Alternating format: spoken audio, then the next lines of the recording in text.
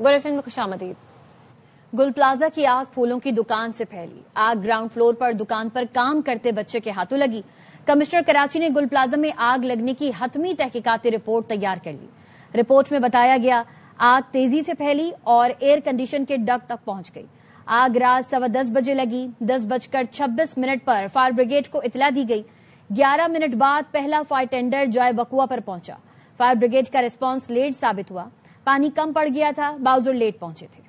गुल प्लाजा में आग लगने की जिम्मेदारी एक बच्चे पर डाल दी गई। कमिश्नर कराची ने तहकीकाती रिपोर्ट तैयार कर ली।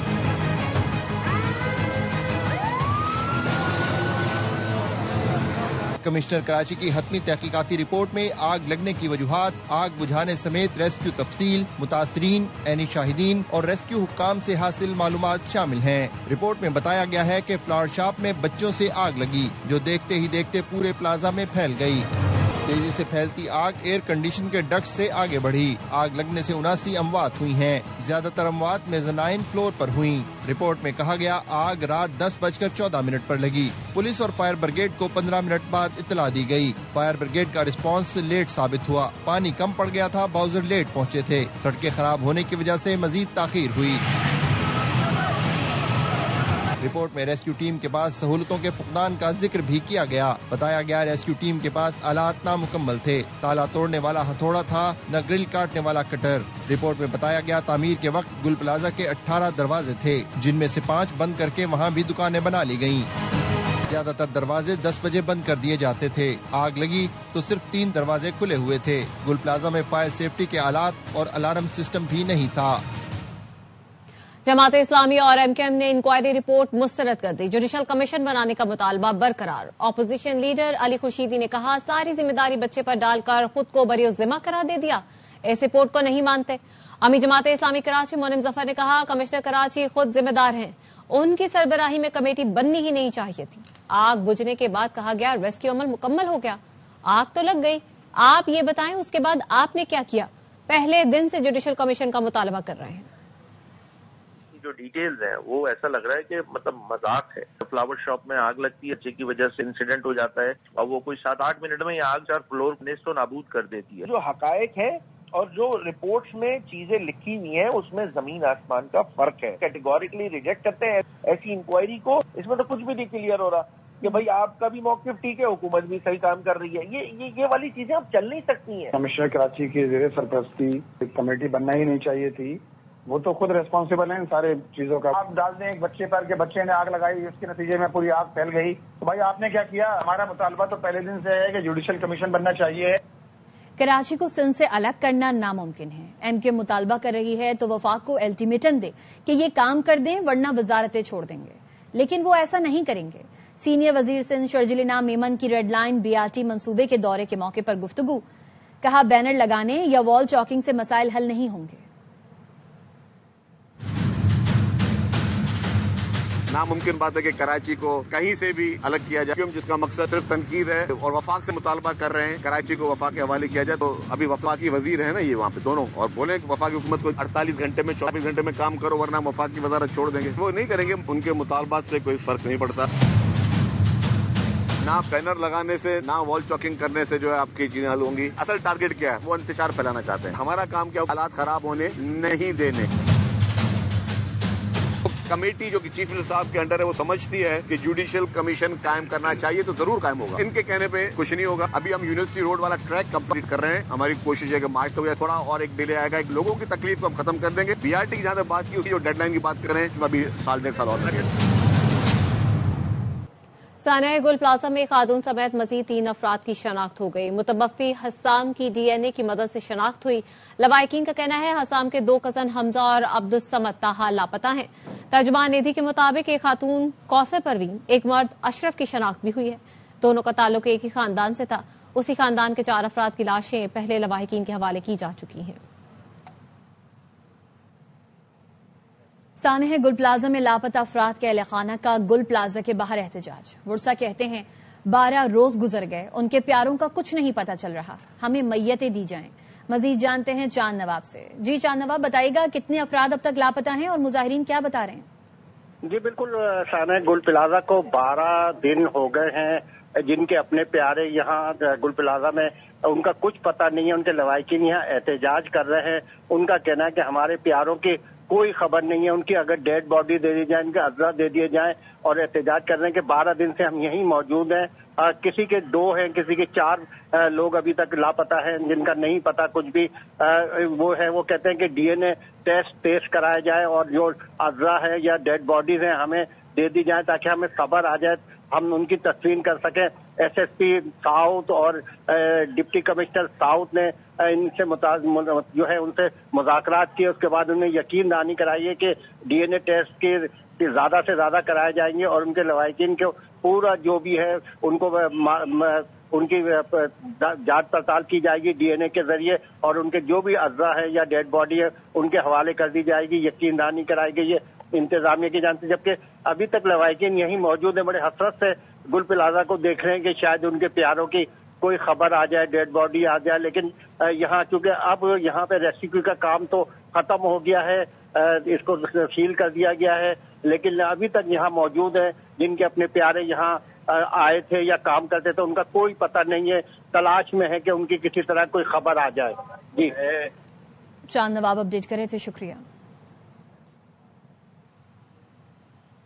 گول پلازا کو آگ لگی، بجھ گئی، ملبہ بھی ہٹ گیا، لیکن اطراف کے تجارتی مراکز تاحال بند ہیں.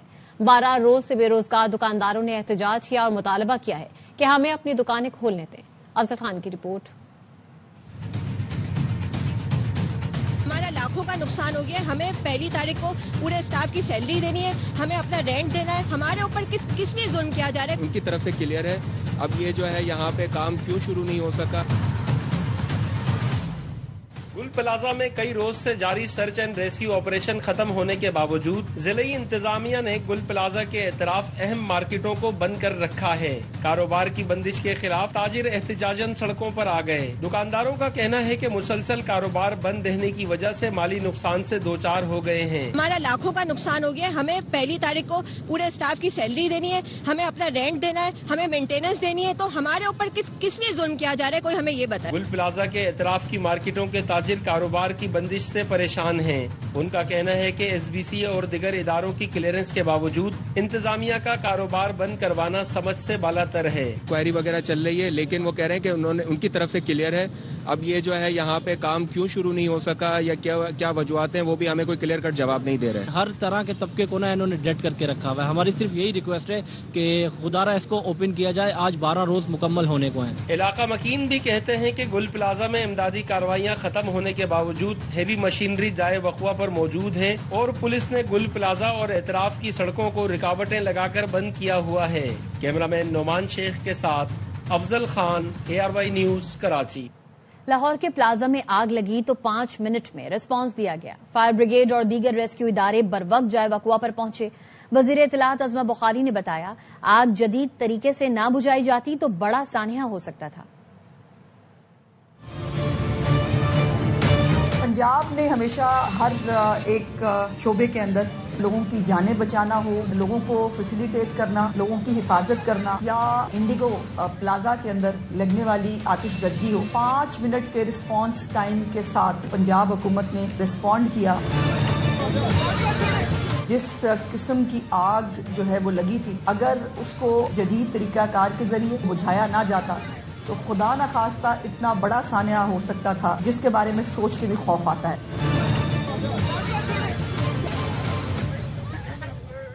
یہاں پر آپ کو خبر دیں گے، روس کے صدر پوٹن سے شام کے ہم منصب کی ملاقات ہوئی ہے. شام کی عبوری حکومت کے سربراہ احمد الشرا آج ماسکو پہنچے ہیں. کرملن کا کہنا ہے کہ مختلف شعبوں میں 2 طرفہ تعلقات پر تبادلہ خیال ہوگا. مشرق وسطیٰ کی موجودہ صورتحال پر بھی بات چیت کی جائے گی. روسی وزارت خارجہ کا یہ بھی کہنا ہے کہ شام کی خود مختاری علاقائی سالمیت کا احترام کرتے ہیں.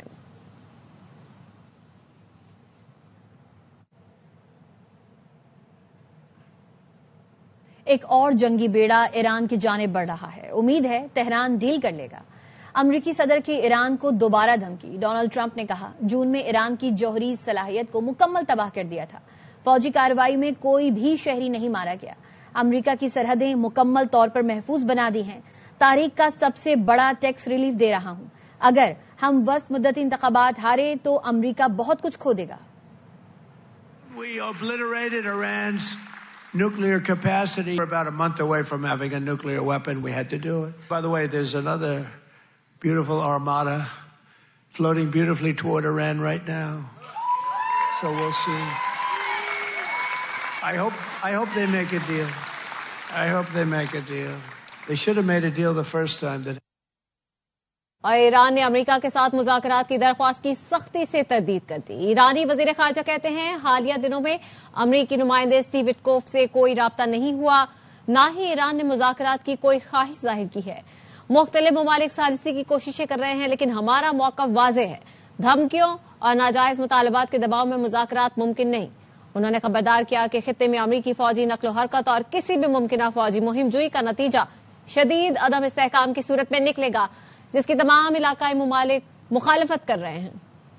نوجوانوں کے ہاتھ میں پیٹرول بم نہیں، لیپ ٹاپ ہونا چاہیے، AI اسکل اور ہنر ہونا چاہیے. میرا ملک میری ماں ہے اور ماں کے ساتھ کوئی غداری نہیں کر سکتا. وزیر اعلیٰ پنجاب مریم نواز کا اسکل ڈیولپمنٹ پورٹل کے اجرا کی افتتاحی تقریب میں نوجوانوں سے خطاب. کہا نوجوانوں کا مستقبل AI میں ہے. پنجاب کے تمام اسکولوں میں اپریل سے AI لازمی قرار دی گئی ہے.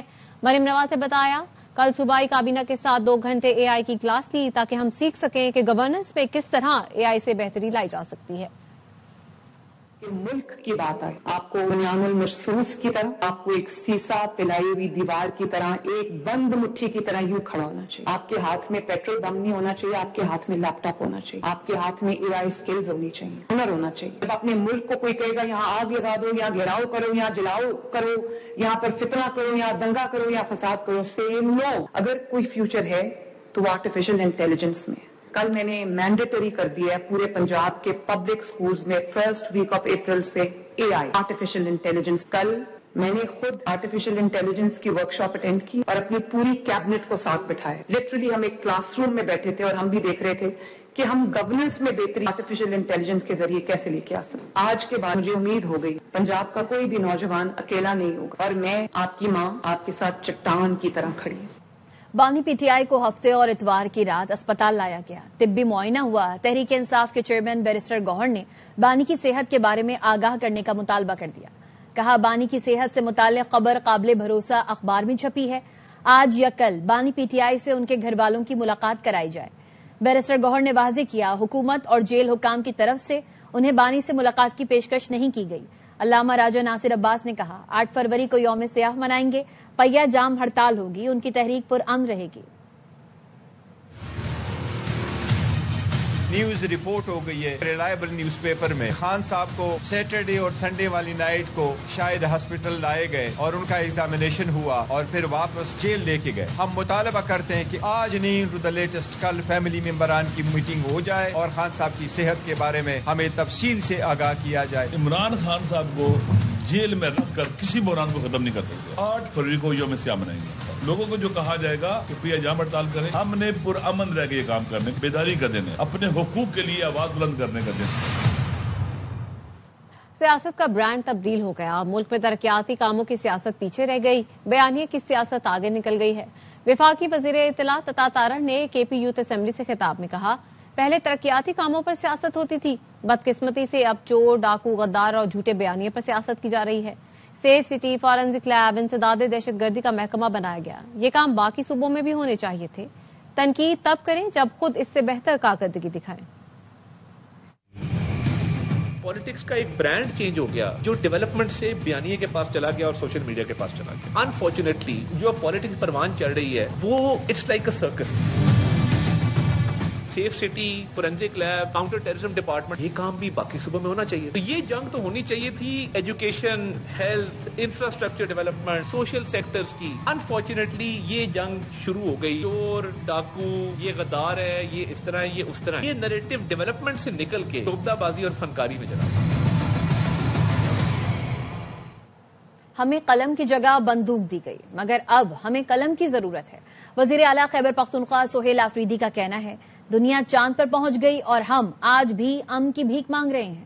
اسلام آباد کی عدالت نے سہیل آفریدی کو گرفتار کر کے پیش کرنے کا حکم دے دیا. ریاستی اداروں پر گمراہ کن الزامات کے کیس میں وزیر اعلیٰ خیبر پختونخوا سہیل آفریدی کے ناقابل ضمانت وارنٹ گرفتاری جاری کیے گئے. اسلام آباد کے ڈسٹرکٹ اینڈ سیشن کورٹ کا سہیل آفریدی کے خلاف پیکا ایکٹ کے تحت مقدمہ درج ہے. سماعت 10 فروری کو ہوگی. خبر ہے کراچی سے، جس کے علاقے کورنگی میں پڑوسی کے ٹرک سے بچہ کچل کر جاں بحق ہو گیا. ڈرائیور نے بغیر دیکھے ٹرک ریورس کیا. 6 سال کا ذیشان پہیوں کے نیچے آ گیا. ملزم ٹرک ڈرائیور فرار ہو گیا. پولیس نے بھائی کو حراست میں لے لیا. نذیر شاہ کی رپورٹ.